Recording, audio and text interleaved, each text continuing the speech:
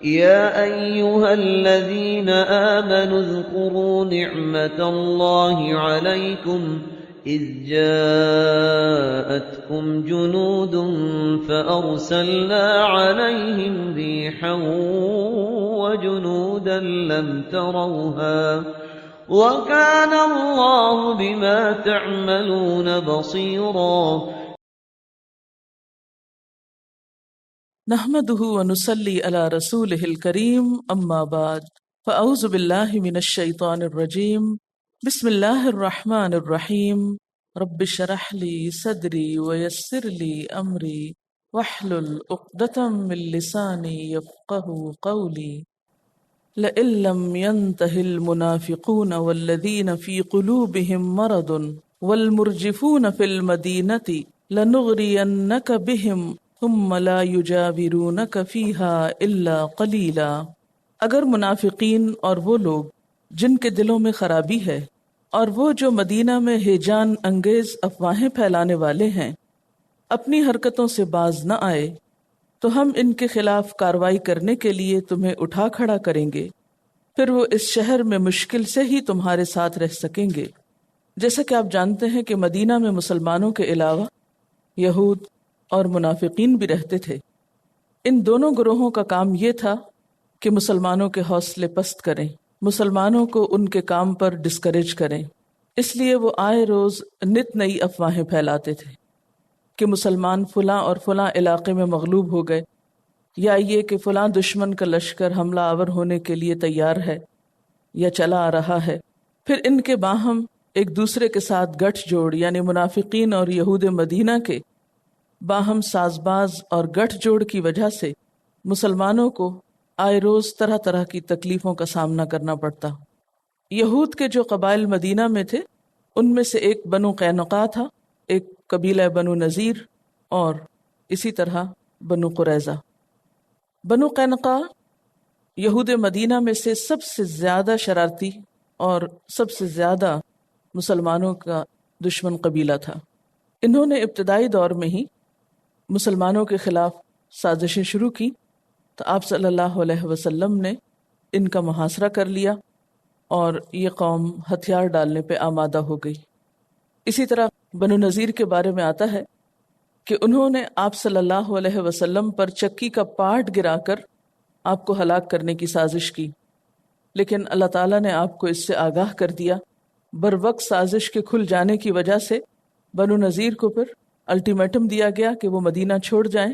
جب وہ نکلنے لگے تو عبداللہ بن ابی نے انہیں کہلا بھیجا کہ فکر کی کوئی ضرورت نہیں، ان کے پاس 2000 مسلح جوان موجود ہیں، لڑنے والے جنگجو لوگ، اس لیے وہ مدینہ میں ہی رہیں۔ بہرحال جب انہوں نے دیکھا کہ یہ سب بات جھوٹی تھی یا یہ صرف دل بہلانے کی بات تھی تو اس پر انہیں مجبور کیا گیا کہ وہ مدینہ چھوڑ دیں، اور بالآخر انہیں چھوڑنا پڑا۔ جب انہوں نے اپنے آپ کو بے سہارا پایا کہ یہ سب باتیں ہیں اور مدد کہیں سے نہیں آئے گی تو بالآخر پھر انہوں نے مدینہ چھوڑ دیا۔ ان سب باتوں کی داستان بہت طویل ہے، لیکن یہاں صرف اشارہ کرنا کافی ہے۔ پھر اسی طرح غزوہ احد کے موقع پر آپ جانتے ہیں کہ عبداللہ بن ابی اپنے 300 ساتھیوں سمیت راستے سے ہی واپس پلٹ آیا۔ غزوہ احزاب کے موقع پر آپ کو معلوم ہے کہ بنو قریظہ نے بدعہدی کی، جس کا حال اسی صورت میں آپ پڑھ چکے ہیں۔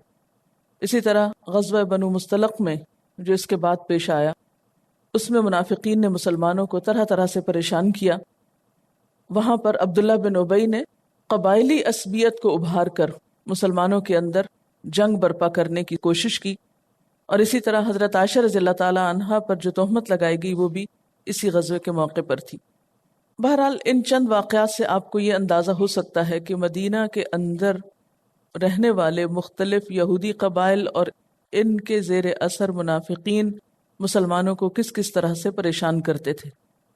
ایک طرف جب جنگ احزاب میں باہر سے آنے والے لشکروں کو ناکامی ہوئی، پھر ساتھ ساتھ گھریلو زندگی اور اندر کی دنیا کو مضبوط بنانے کے لیے پردے کے احکامات وغیرہ دیے گئے، تو اب ایک تیسرا فریق یعنی مشرکین قبائل کو بھی شکست ہوئی، یہود کے قبائل سے بھی نپٹا گیا، اندرونی طور پر مسلمانوں کو اپنے اندر مضبوطی لانے کی اور اپنی اخلاقی حالت کو بہتر بنانے کی تعلیم دی گئی، اور اب آخری فریق منافقین کا، اس کے لیے سخت ترین الفاظ یہاں پر استعمال کیے گئے اور ایک طرح سے انہیں دھمکی دی گئی، لَإِن لَّمْ يَنْتَهِ الْمُنَافِقُونَ، البتہ اگر نہ باز آئے یہ منافق، وَالَّذِينَ فِي قُلُوبِهِم مَرَضٌ، اور وہ لوگ جن کے دلوں میں بیماری ہے، اس سے مراد یہود بھی ہو سکتے ہیں اور کوئی بھی اور فریق جو اس مرض سے متصف تھا، کیونکہ یہاں پر بیماری سے مراد ان کے دلوں میں مسلمانوں کے خلاف پایا جانے والا حسد،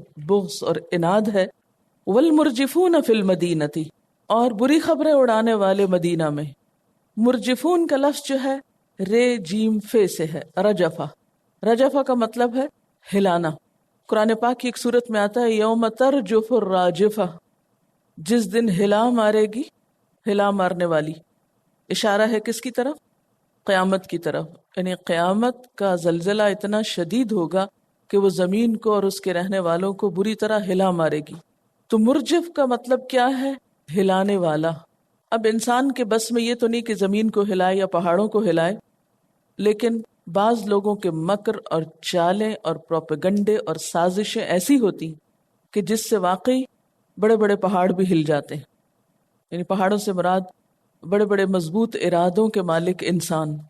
رجفہ کہتے ہیں زلزلے کو، اور ارجاف کا معنی ہے تحریک دینا، اور یہاں مراد ہے جھوٹی خبریں جو غیر متزلزل ہوں، غیر ثابت ہوں، وہ لوگوں میں پھیلا کر لوگوں کے اندر سخت بے چینی پیدا کر دینا، لوگوں کے ارادوں کو متزلزل کرنا، فتنہ انگیز خبروں کا پروپیگنڈا کرنا، ایسی خبروں کو عام کرنا جس سے لوگوں کے اندر بددلی پھیلے، مایوسی پھیلے، باہم فتنے پھیلے، بگاڑ پھیلے۔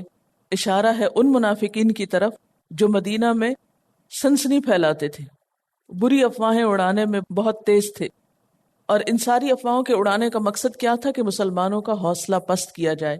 فرمایا لَإِن لَّمْ يَنْتَهِ الْمُنَافِقُونَ، البتہ اگر نہ باز آئے یہ منافق، وَالَّذِينَ فِي قُلُوبِهِم مَرَضٌ، اور وہ سب لوگ جن کے دلوں میں کسی قسم کا کوئی مرض ہے، وَالْمُرْجِفُونَ فِي الْمَدِينَةِ، اور مدینہ میں ہیجان انگیز افواہیں پھیلانے والے، ان کی نیتیں مسلمانوں کے لیے درست نہ تھیں، ان کے رجحانات، ارادے، حرکات، سکنات، یہ سب کچھ مسلمانوں کی خیرخواہی اور مسلمانوں کی وفاداری کی بجائے الٹا ان کی مخالفت میں استعمال ہوتے تھے۔ یعنی ان کے سارے اعمال عملی طور پر وہ مسلمانوں سے دور اور نان مسلم سے قریب تر تھے۔ اور تیسرے والمرجفون فی المدینہ، مدینہ میں زلزلے برپا کرنے والے، جھوٹی خبروں سے، غلط پروپیگنڈے سے۔ سوال یہ پیدا ہوتا ہے کہ کیا واقعی کچھ باتیں ایسی ہوتی ہیں کہ جن سے زلزلے برپا ہوتے ہیں؟ محض باتوں سے؟ باتیں طوفان کی طرح ہوں کہ جو بڑے بڑے درختوں کو اکھیڑ جائیں، زلزلوں کی طرح ہوں جو بڑی بڑی عمارتوں کو زمین بوس کر دیں؟ یہ کون سی باتیں ہوتی ہیں، کیسی باتیں ہوتی ہیں، اور یہ باتیں کون کیا کرتا ہے؟ کیونکہ یہ ٹرم قرآن پاک میں یہیں پر استعمال ہوئی ہے، مرجفون فی المدینہ۔ مرجف ہلانے والا، لفظی معنی کیا ہے؟ ارجاف سے رجفہ کہتے ہیں زلزلے کو، اور مرجف زلزلہ برپا کرنے والا، زلزلہ لانے والا، مدینہ میں زلزلہ لانے والا۔ تو زلزلہ کوئی معمولی چیز نہیں ہوتی، کسی بھی شہر کو ہلا دینا محض باتوں سے، یہ کس قسم کی باتیں ہوتی ہیں؟ کوئی مثال ہے آپ کے پاس؟ یعنی ایسی باتیں کرنا جس سے کسی چیز کی بنیادیں ہل جائیں، کسی کاز کو، کسی مقصد کو، اسلام کے دین کے کسی کام کو جڑوں سمیت نقصان دینے کی کوشش کرنا، یعنی اس کی جڑیں اکھیڑنے کی کوشش کرنا۔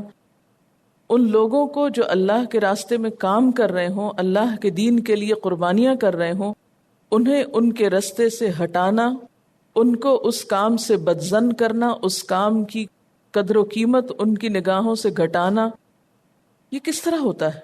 عملی مثال چاہیے، اس کو ریلیٹ کیجئے۔ پاکستان کے ایک بہت ہی مشہور نامور سوشل ورکر جن کی خدمات کسی سے چھپی ہوئی نہیں ہیں، ان کے بارے میں اس قدر گھٹیا باتیں کی گئیں کہ لوگوں نے خیر سے اپنا ہاتھ روک لیا اور ان کے سارے پروگرامز کو شدید دھچکا لگا۔ اب دیکھیں کہ لوگ اگر اپنے اموال میں سے کچھ مال خیر کے کاموں میں استعمال کرتے ہیں اور لوگوں کو وہاں سے بدظن کر دیا جائے، بدگمان کر دیا جائے، تو نتیجہ کیا ہوگا؟ کہ جن لوگوں تک خیر جا رہی ہے وہ بھی نہیں جائے گی، وہ بھی محروم رہ گئے. مثلا اگر یتیموں، بیواؤں، مسکینوں کا پیٹ پالا جا رہا ہے یا ان کی مدد کی جا رہی ہے تو وہ مدد رک گئی تو نقصان کس کا ہوا؟ ان غریبوں یتیموں کا ایک شخصیت کا نقصان تو نہیں ہوا نا. اور دوسری طرف لوگوں کے پاس جب ایکسٹرا پیسہ رہے گا، جو غریبوں کا حق تھا وہ وہاں نہیں گیا، وہ پھر واپس انہی لوگوں کے پاس آ گیا جن کے پاس پہلے ہی بہت ہے، تو نتیجہ کیا ہوگا؟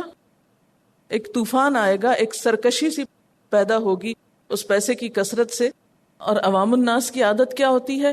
ہر سنی سنائی بات پر یقین کر لینا بغیر اپنی عقل استعمال کیے.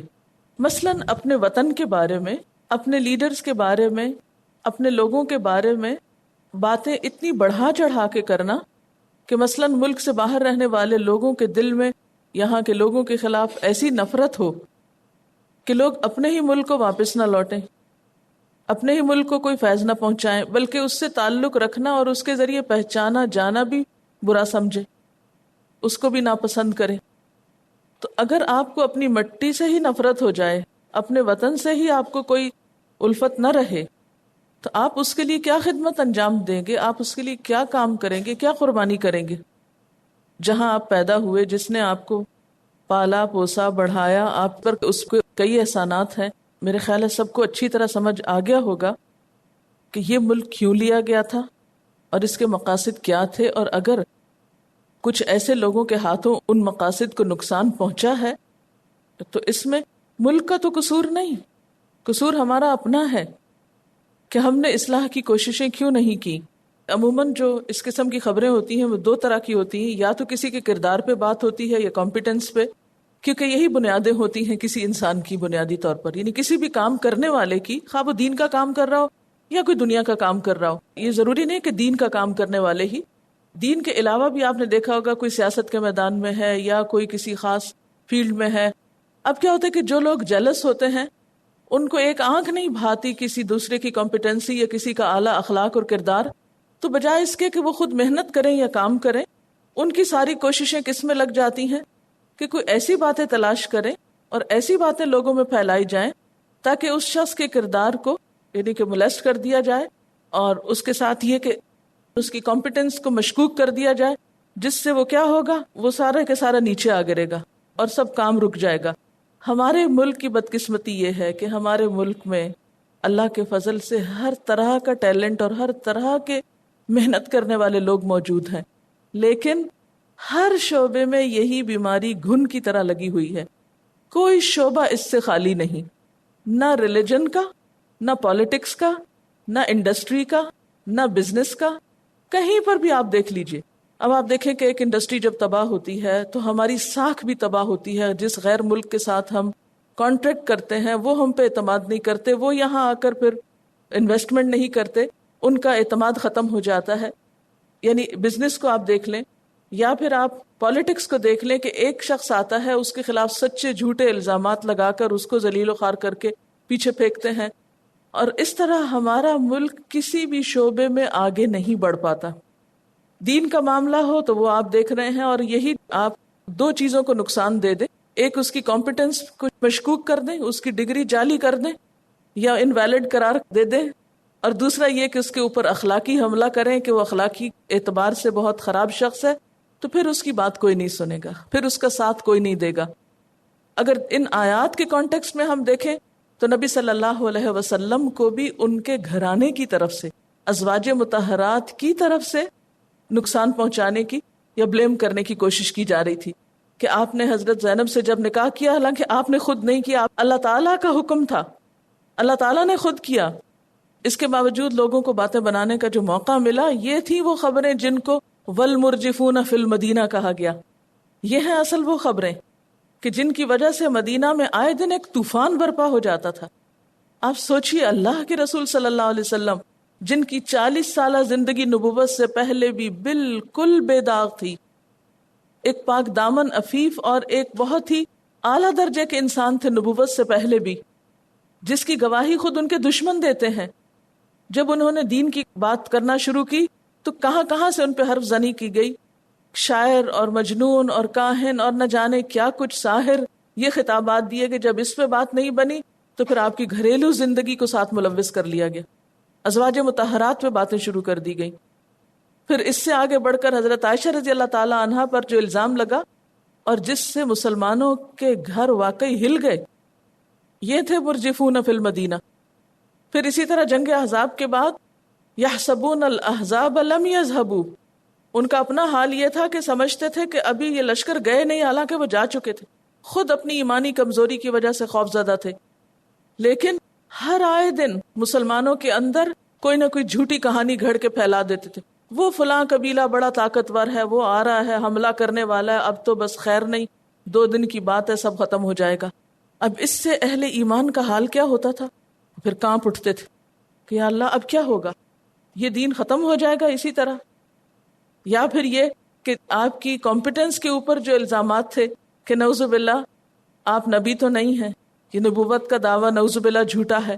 یا پھر یہ کہ یہ کتاب کچھ غلاموں نے آپ کو لکھوا دی ہے، یہ پیچھے پڑ چکے نا کہ کچھ غلام اور کچھ اجمی لوگ اس کو لکھواتے ہیں. آج کے دور میں بھی کئی لوگ کہتے ہیں یہ یہود و نصارہ کی ملی بھگت تھی، ان کی کتابوں میں سے آپ نے کچھ لے کے ایک نئی کتاب بنا لی.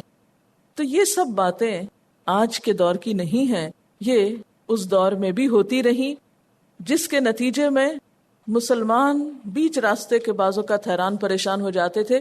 کچھ لوگ تو پکے ایمان کے تھے، جیسے آپ صلی اللہ علیہ وسلم جب معراج پہ تشریف لے گئے تو اچھے بھلوں کے دل ہل گئے اس خبر سے، اور شک اور وسوسے کی ایک کیفیت آئی.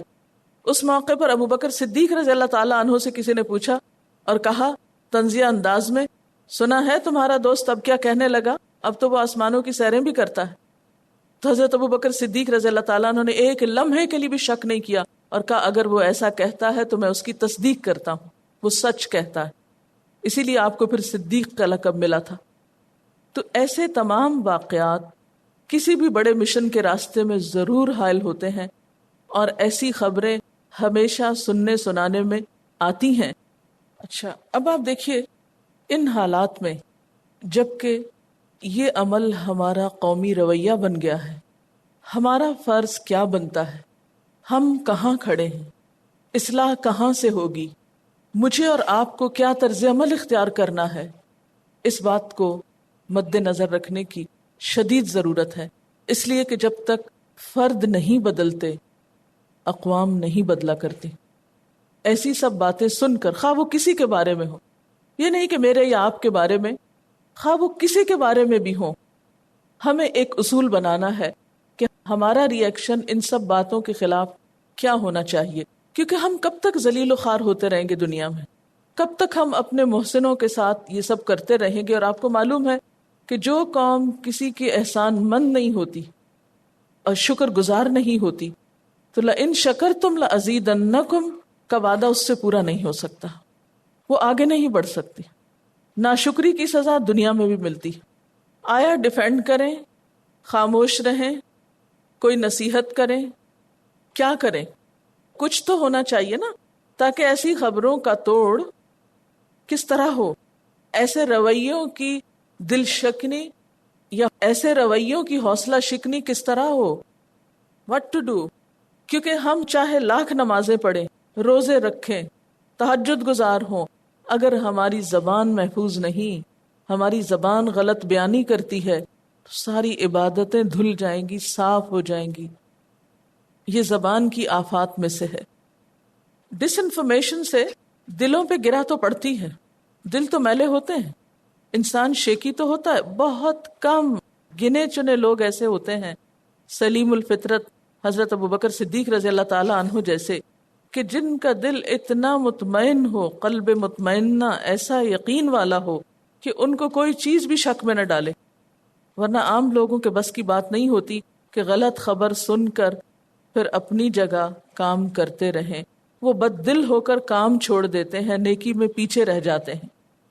مثلا جس شخصیت کی بات ابھی ہوئی سوشل ورک کے حوالے سے، اگر ان کی پچھلی ساری خدمات کو آپ دیکھیں تو وہ گواہی کافی نہیں ہے. اگر خدا نہ خواستہ کوئی دوسری بات کہیں سے کوئی کہتا بھی ہے تو بھی آپ دیکھیے کہ خیر کا پہلو کتنا ہے. کیا ان کی وجہ سے، ان کی محنت اور کوشش سے پاکستان کو کوئی فائدہ نہیں پہنچا، لوگوں کو کچھ بھی خیر نہیں ملی؟ حضرت عائشہ رضی اللہ تعالیٰ عنہ پر جب الزام لگا تھا تو بہت سے لوگ محض خاموش تھے، اور بالآخر اللہ تعالیٰ نے جب وحی اتاری تو حضرت عائشہ نے شکوہ کیا کیا کہ آپ لوگوں سے تو اتنا بھی نہ ہوا کہ تردید ہی کر دیتے. تو اس سے کیا پتہ چلتا ہے کہ کیسے ہلے تھے مسلمان. گرا تو پڑتی ہے، انسان کو دھچکا تو لگتا ہے، لیکن کیا لوگوں کے سامنے صدیقہ کی پچھلی زندگی کی مثال نہ تھی؟ ان کے دن رات کی ایکٹیویٹیز اور ان کی کوششیں لوگوں کے سامنے نہ تھی؟ وہ ایک بہت بڑی گواہی تھی. لیکن ہوتا یہ ہے کہ جب طوفان اٹھتا ہے، آندھی آتی ہے، اتنا گرد و غبار ہو جاتا ہے کہ چیزیں صاف ہی نظر نہیں آتی.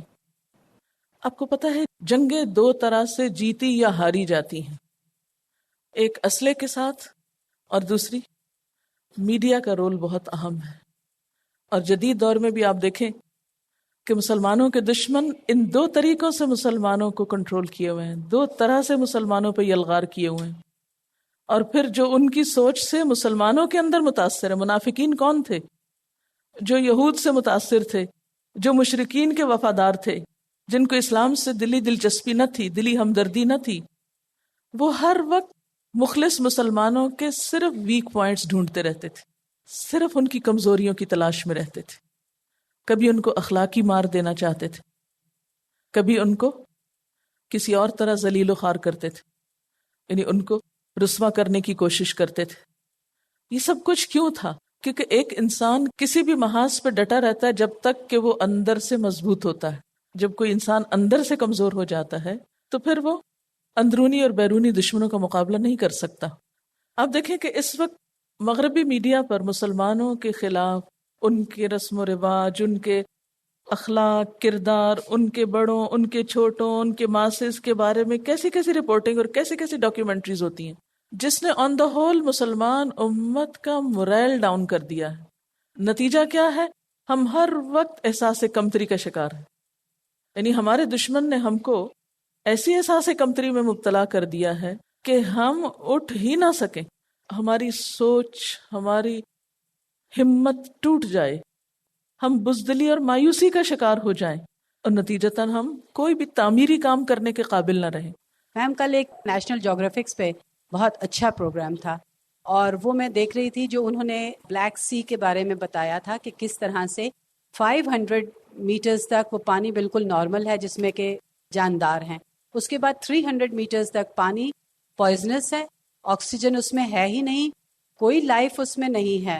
اور اس کے لیے یعنی ایک ایسا حصہ جس میں کچھ بھی نہیں ہے، اور وہ کس قدر انہوں نے محنت کی ہے صرف یہ معلوم کرنے کے لیے کہ اس میں کیوں ایسا نہیں ہے. اور بہت عرصے، اور اس میں وہ یہ تک دکھا رہے تھے کہ راتوں کو سوتے نہیں ہیں، وہ جاگتے رہتے ہیں، کیونکہ انہوں نے نیچے تو کچھ جا ہی نہیں سکتا کیونکہ وہ پوائزنس ہے. تو وہ کیمراز بھیجتے ہیں، تو اس کے لیے وہ ساری رات جا کے یہ دیکھتے ہیں کہ شاید کوئی نشانی مل جائے. اور آخر بہت ریسرچ کے بعد ان کو وہاں پہ لکڑی ملی جو مٹی کے اندر تھی، تو اس کے اوپر پھر انہوں نے ریسرچ کی تو پتا چلا کہ وہ قدرتی لکڑی نہیں ہے، کیونکہ وہ ہاریزونٹلی نہیں کٹی ہوئی تھی، ورٹیکلی کٹی ہوئی تھی، کیونکہ ورٹیکلی صرف انسان کاٹتا ہے. اس سے پھر انہوں نے فردر ریسرچ کی تو پھر ان کو یہ پتا چلا کہ یہ ایک ایسی بستی تھی جو حضرت نوح کا جو طوفان آنے سے پہلے یہاں پہ تھی، اور اس کا آپ لیول سوچئے کہ وہ کتنا نیچے تھا. اور پھر انہوں نے وہ لہریں دکھائیں کہ کس طرح سے وہ لہریں اٹھیں، اور وہ پہاڑ کی طرح سے وہ لہریں تھیں جو اس بستی کے اوپر آئیں. اور اس میں انہوں نے پھر انسان کے بنائے ہوئے برتن، وہ چیزیں، وہ سب ڈسکور کی، شپ ڈسکور کیا، اور ابھی وہ اس کے بارے میں اور کر رہے ہیں. اور انہوں نے پھر قرآن دکھایا، انہوں نے تورات دکھائی، انہوں نے انجیل کی ساری آیات دکھائیں کہ جس میں طوفان نوح کے بارے میں تھا. تو میم ان کی اس کوشش کو دیکھ کے، جو کہ میں نے وہ پروگرام دیکھا اور میں ان کی وہ کوشش دیکھ رہی تھی کہ نہ ان کے لیے دن تھا نہ ان کے لیے رات تھی. تو میں پھر اس کے بعد اپنے بچوں کو یہ کہہ رہی تھی کہ بیٹا تم لوگ یہ دیکھو کہ خود یہ کس طرح سے محنت کر رہے ہیں، اور ہم لوگوں کو انہوں نے گیمز میں، اور سارے بچے آج کل کرکٹ کے اس میں شوق میں ہیں، ہر قسم کی کھیل کے شوق میں، اور تو اور وہ جو کشتی ہوتی ہے اس کو بھی بچوں نے اتنے شوق سے دیکھنا ہوتا ہے. ہماری نسل تو اس طرف لگ گئی، اور وہ لوگ اس طرح سے کام کر رہے ہیں کہ وہ ہماری نشانیاں وہ برآمد کر رہے ہیں اور ہمیں خبر دے رہے ہیں. تو ہم نے کب جاگنا ہے؟ ان سب باتوں کا علاج بھی بتا دیا گیا، اور وہ کیا ہے؟ اتقوا اللہ وقولوا قولا سدیدا. وہ جو کچھ بھی کریں، لیکن تمہیں ویسا نہیں کرنا. تم سچائی پہ قائم رہو، جو کرتے ہو کرتے جاؤ، سیدھی بات کرو، درست بات کرو، نپی تلی بات کرو، جو ہے جیسا ہے ویسا ہی پیش کرو. نہ کسی کے ڈر سے حق کو چھپاؤ اور نہ کسی کی خوشامد یا تعریف حاصل کرنے کے لیے یا کہیں نمبر بنانے کے لیے ضرورت سے زائد بات کرو. اسی میں اصلاح کا پہلو ہے، اسی میں بخشش کی امید کی جا سکتی ہے. یعنی قولاً سدیدہ میں یہ بات بھی آتی ہے نا کہ جو آپ کی سوچ ہوگی وہی آپ کا بول ہوگا. تو اگر آپ کی سوچ درست ہے کسی چیز کے بارے میں تو آپ کی گفتگو خود بخود درست ہو جائے گی. لیکن اگر اندر بگاڑ ہے، اندر شک اور بدگمانی ہے، تو زبان سے پھر قولاً سدیدہ نکل نہیں سکتا. میرے خیال میں تو سوال کرنا چاہیے کہ آپ کے پاس کیا ثبوت ہے، دلیل لائیں. قل ہاتوا برہانکم ان کنتم صادقین، کہیے کہ لاؤ اپنی دلیل اگر تم اپنی بات میں سچے ہو. سنی سنائی بات نہیں چاہیے، دیکھا ہے، سنا ہے، ذاتی تجربہ ہے یا محض سنی ہوئی بات. سورۃ البقرہ میں اللہ تعالیٰ فرماتے ہیں قل ہاتوا برہانکم ان کنتم صادقین. اگر کسی کو بھی کسی ایسے شخص کے خلاف الزام تراشی کرتے ہوئے سنیں تو ضرور پوچھیں کہ دلیل چاہیے. آپ کے پاس کیا دلیل ہے؟ کیا آپ نے دیکھا ہے؟ کیا آپ نے سنا ہے؟ کیا آپ کے پاس کوئی تحریری ثبوت ہے؟ کیونکہ حدیث میں آتا ہے کہ کسی شخص کے جھوٹا ہونے کے لیے اتنا ہی کافی ہے کہ وہ ہر سنی سنائی بات کو آگے بیان کر دے. دوسری بات، خاموش نہ رہا جائے کیونکہ اس سے دوسرے کا شک اور مضبوط ہوتا ہے. اگر آپ واقعی کسی کے بارے میں کوئی اچھی رائے رکھتے ہیں اور آپ کے خیال میں یا آپ کے اپنے ذاتی تجربے اور مشاہدے میں وہ شخص ایسا نہیں جیسا کوئی دوسرا انجان بیان کر رہا ہے، تو پھر آپ وہی بولیں جو سورۃ النور کی آیت 12 میں ہے کہ جب تم نے یہ باتیں سنی تو کیوں نہ کہا کہ ھذا افک مبین، کہ یہ تو کھلا جھوٹ ہے، ہم نے ایسی کوئی چیز نہیں دیکھی. تیسری بات جو سورۃ النساء کی آیت نمبر 83 میں ہے وَإِذَا جَاءَهُمْ أَمْرٌ مِّنَ الْأَمْنِ أَوِ الْخَوْفِ أَذَاعُوا بِهِ، جب ان کے پاس کوئی معاملہ امن یا خوف کی نوعیت کا آتا ہے تو اسے نشر کر دیتے ہیں، فوراً خبر آگے پھیلانا شروع کر دیتے ہیں، پروپیگنڈا شروع کر دیتے ہیں. امن یا خوف بنیادی طور پر تو مدینہ کے کانٹیکسٹ میں ہے کہ وہاں کے مخصوص حالات کی طرف اشارہ ہے، لیکن آپ عام طور پر بھی دیکھیے تو یہ خبریں اسی نوعیت کی ہوتی ہیں. وَلَوْ رَدُّوهُ إِلَى الرَّسُولِ وَإِلَى أُولِي الْأَمْرِ مِنْهُمْ لَعَلِمَهُ الَّذِينَ يَسْتَنبِطُونَهُ مِنْهُمْ، اور اگر وہ لوٹاتے اس کو طرف رسول کے اور طرف اولی الامر کے، یعنی جن سے متعلق معاملہ ہے یا جو معاملے کی حقیقت کو سمجھتے ہیں، تو جان لیتے اس کو وہ لوگ جو اس میں سے بات کو صحیح طور پر سمجھ سکتے ہیں.